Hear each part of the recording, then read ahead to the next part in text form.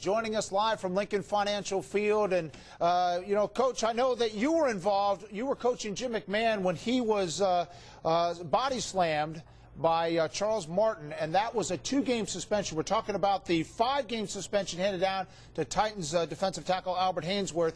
Your reaction to the 5-game suspension?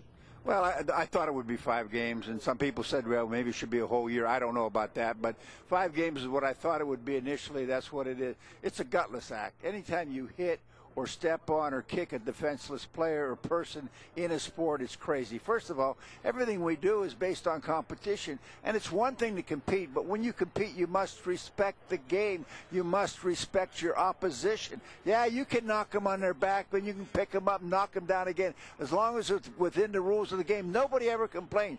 Show a little respect. Show a little common sense. Well, that is, yeah, Rich. Mike, this is Rich Hoffman. That was clearly so far over the line. Everybody agrees. Oh, it makes no sense. But you see stuff every week now. You see helmet-to-helmet hits every week now. I wonder, what do you think about that? Well, let me tell you something about that. You want to cure all that problem?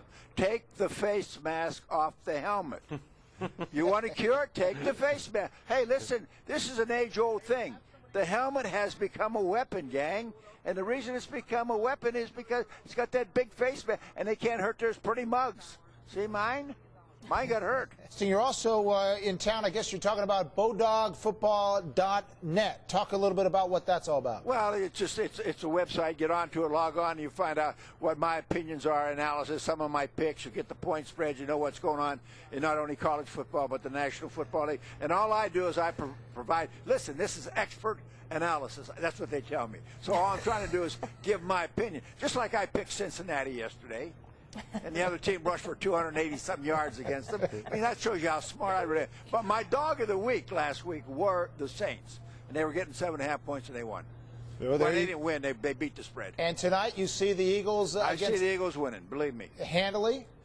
I don't know about Hanley because because you're talking about the injuries the Eagles have in the secondary, and I think a lot's going to depend on what Jim Johnson decides, how he decides to play that defense. But I just think those front 4 guys have got to, and they rotate 8 guys and they're pretty good. So I think they got to put a lot of pressure on the quarterback. All right, Mike Ditka, 11 years head coach of the Chicago Bears. Can't forget about the year or so you spent here in Philadelphia in the mid-'60s. We appreciate you joining us. Nobody remembers that, but thank you.